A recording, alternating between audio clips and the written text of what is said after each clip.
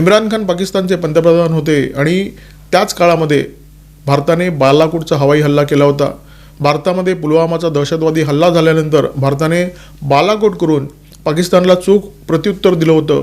त्यावेळी इम्रान खान यांनी कशाप्रकारे नेतृत्व केलं होतं हे आपल्या सगळ्यांना माहिती आहे.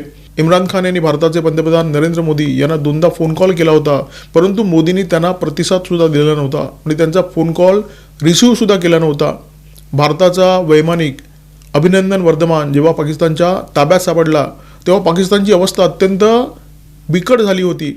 पाकिस्तानला कापरं भरलं होतं आणि याच अभिनंदन वर्धमान यांना बाइज्जत पाकिस्तानने भारताच्या स्वाधीन केलं होतं.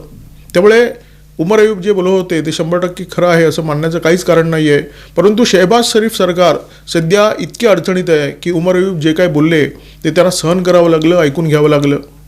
उमर अयूब यांचं भाषण इतकं जहाल आणि जळजळीत होतं की पाकिस्तान सरकारला हे भाषण सेन्सॉर करावं लागलं. यूट्यूबवर सुद्धा हे भाषण पूर्णपणे उपलब्ध नाही आहे.